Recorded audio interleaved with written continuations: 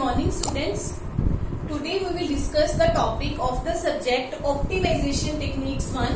In our previous lecture we have done some definitions of this topic. Today we will do next definitions. The definition is closed and open half spaces. What is closed and open half spaces? In Rn, every hyperplane Cx is equals to Z determines two open half spaces and two closed half spaces. In my previous lecture I have told you what is the definition of hyperplane. Hyperplane is what? Cx is equals to Z.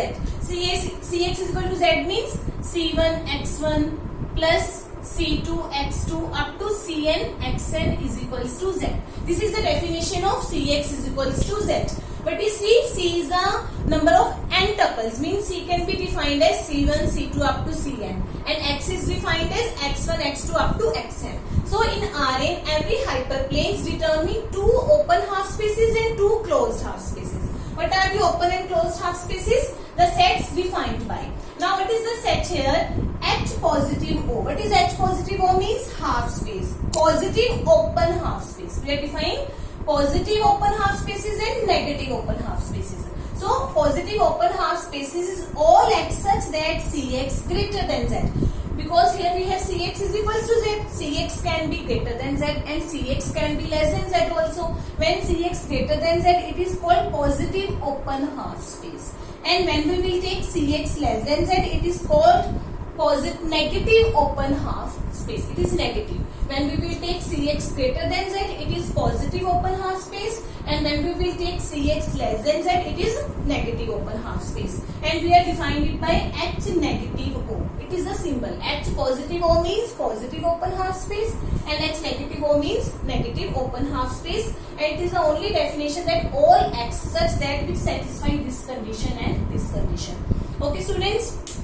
Next is H positive only. H positive only means here we have not written O, so it is understood it is closed half space. So it is all X such that Cx greater than or equals to Z. Here we have taken equals to, only the difference is that equals to. So it becomes positive closed half space, and H negative means Cx less than or equals to Z. It means negative closed half space. So it is positive closed half space, it is negative closed half space. So these are the open and closed half spaces. In open spaces we will take only greater than and less than. In closed half spaces we will take equals to sign also. And when we will take greater, it will become positive, and when we will take less, it become negative half spaces. Now you will understand by some example. What is example? Let's see. C is taken 2, 3. As I have already told you what is C. C means C1, C2 up to Cn. We are taking 2 points. It is C1, it is C2. And Z is taken 7. As I have told you that C is a constant, any number, and Z can be any constant number. So we have taken 2, 3 and Z is taken 7. Then we have defined H positive. H positive means closed positive half space. Means we have defined 2x1 plus 3x2 greater than or equals to 7. This is Z. This is C1x1, C2x2. Because I have told you C1x1, C2x2, this means it is this, as we have done in the definition of hyperplane. So 2x1 plus 3x2 greater than or equals to 7. It means it is a positive closed half space. It is a positive because it is greater and closed, and this is a half space. Because 2x1 plus 3x2 greater than or equals to 7. Because we have taken half spaces. And when we will take less than or equals to 7, it becomes negative closed half space. It becomes negative closed half spaces. So this is all about the closed and open half spaces. In hyperplane we take full half hyperplane, but for open and closed half spaces we take greater and less. For positive and negative we will take greater and less. Now come to the next definition, that is polytope. What is polytope? The intersection of finite number of closed half spaces is called a polytope. Intersection of finite number of closed half spaces. If we will take intersection of closed half spaces, it is called a polytope. The hyperplanes producing the half spaces are called generating hyperplanes of the polytope. And which hyperplanes that are producing the half spaces and that are producing the polytope, it is called the generating hyperplanes of the polytope. So students, what is polytope? It is the intersection of closed half spaces.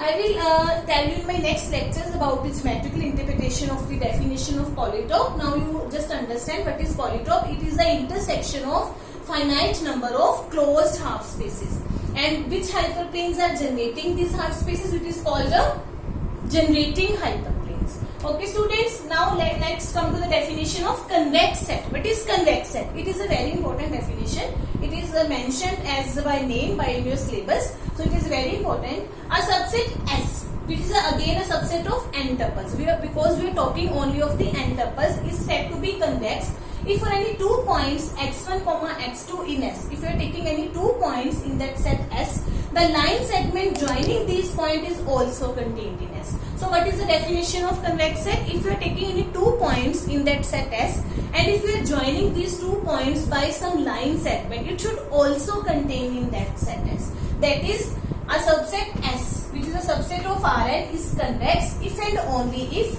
any 2 points x1, x2 belongs to S, then lambda x1 plus 1 minus lambda x2. As I have already told you, this is the definition of line segment, where lambda lies between 0 and 1. So if any 2 points belong to S, then the line segment joining these 2 points should also belong to that set. So what is the definition of convex set? If we are taking any 2 points in set S, the line segment joining these 2 points should also lie in the same set. I will explain you by taking examples. As see, this is a polygon. I have taken any 2 points x1, x2 here. If I will join these 2 points, the line by a line segment, this line segment also contained in that set S. So it is a convex set. This is a disk. I have taken 2 points in it, and if I will join these 2 points by line segment, it is also contained in that set.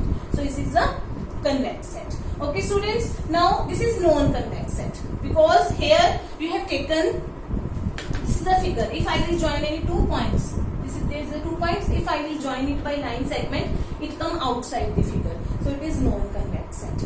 And this is also non-convex, because if I will join these 2 points by a line segment, it become outside the figure. So it is a non-convex set. One more example, like take a circle. If you will take 2 points on that circle, and if you will join, take a circle. Here you take a circle. If you will join any 2 points, the line become outside the circle. So circle is non-convex. Circle is non-convex. But if we will, because if you will define a circle, if we in complex, if we will take, this is a circle. But if we will take less than or equals to R, so it will become a disk.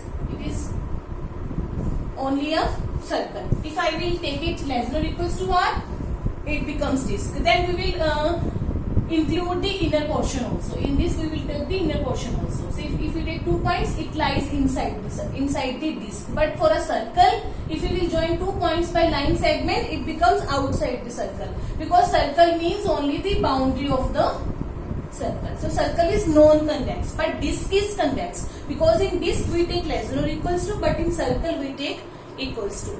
Okay students, this is all about the definitions. In our next lecture we will do the questions and the next definitions based on this. Okay students, thanks a lot.